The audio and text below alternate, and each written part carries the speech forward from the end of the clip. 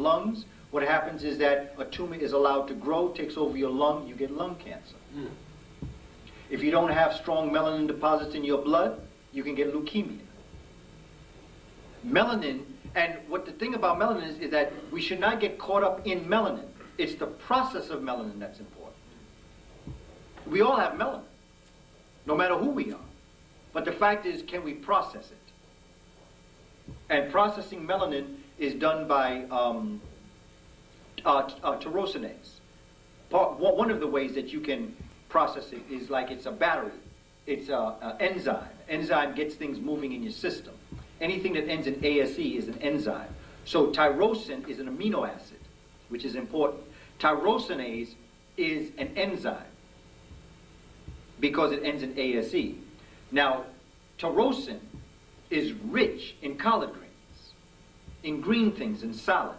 This is why we encourage to eat salad, green things, eat collard greens.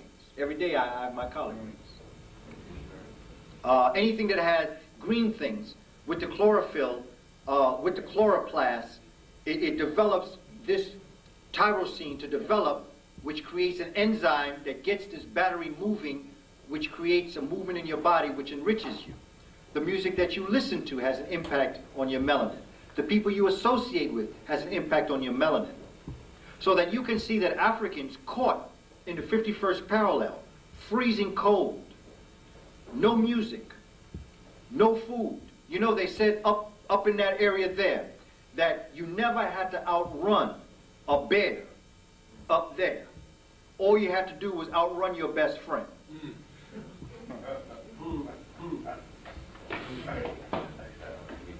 That's heavy.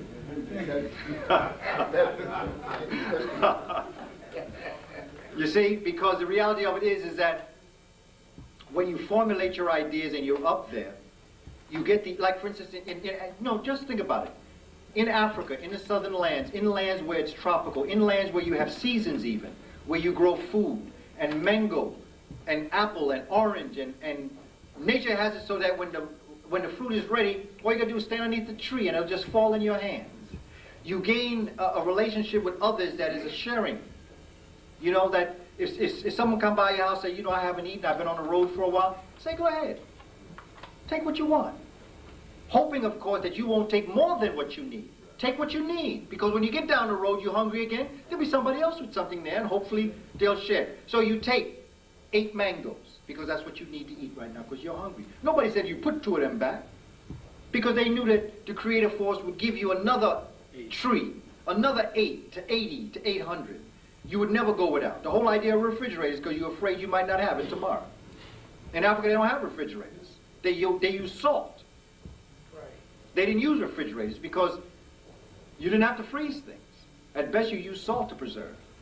And then you washed off the salt, and then you could eat or do whatever you wanted to. But in the 51st parallel, where it's very cold, you don't have sharing.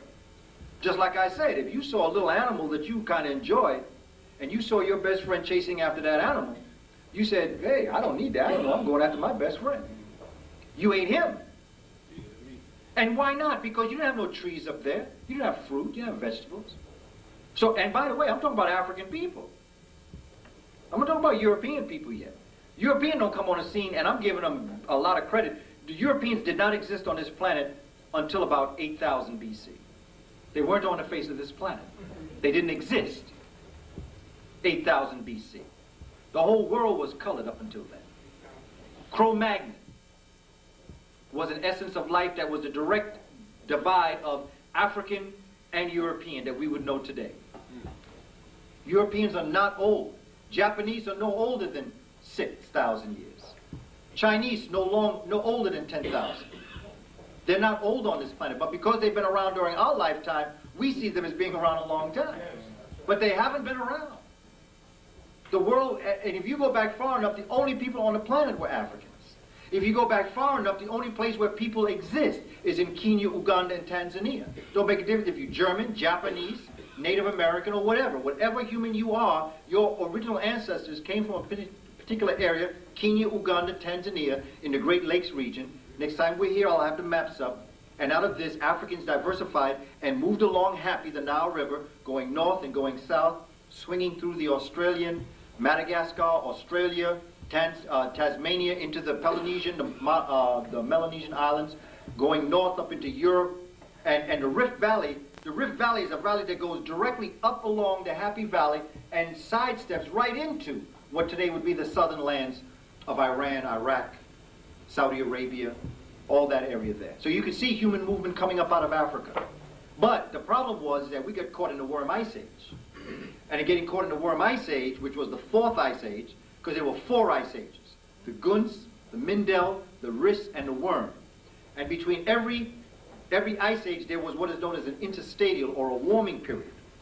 After the Riss Ice Age, Africans, as Homo erectus, moved up, and Homo sapien moved up into Europe. I should have said it that way. Homo erectus is the first African outside of Africa.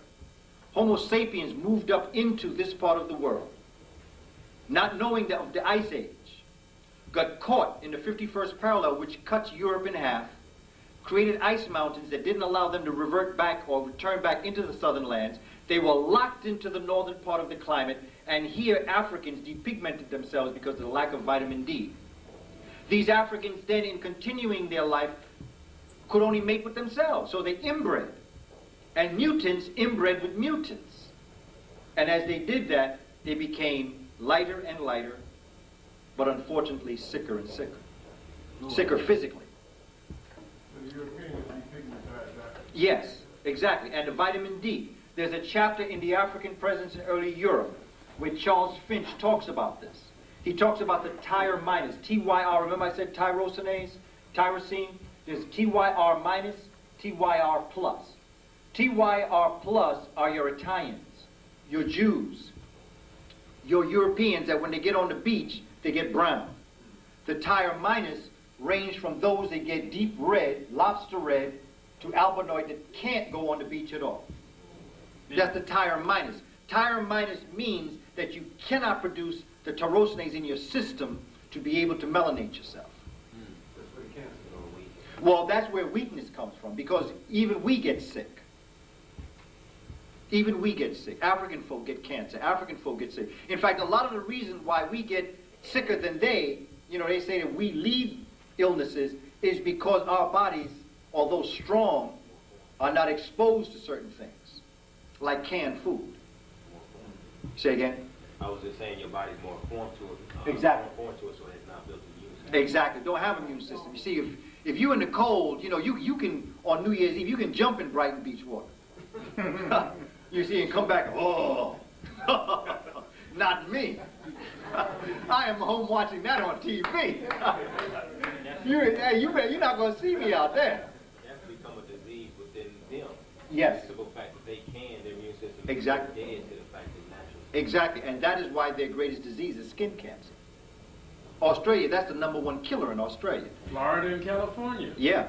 They have a slogan in Australia. It says slip, slap, and slop. It's a national slogan throughout all. When you're traveling in Australia, it says slip, slap, and slop. Slip on a t-shirt, slap on a hat, and slop on some suntan lotion. That's what it is. That's what they say. If I go back to my brother and then my sister, I'll come directly to you. Please. In the scheme of things, it looks very scary to me for being a black individual. What do you think is what's going to happen to us as black folk? I'm 60 years old, and just all the things I'm learning now. You look real good, bro. Has really well. I changed my diet. I lost 100 pounds, so. Okay. Yeah. And I got another 50 that was fit off. But in the scheme, like my daughter's Tam on TV. Okay. And that's my daughter. And I try to tell her. From Martin. From Martin, okay, Yeah. all right. And I told her, to get back, and I'm not going to hold us up, that the way Martin is messed up with Gina, you better start looking for a new job because things, white people getting bad. She said, no, Dad, everything is fine. But 2 months later, all of them were out of a job. But we as a black people, I said that to say this, what's happening to us? What is it with us? We look like we're angry at each other. You look at 125th Street, everybody looks angry.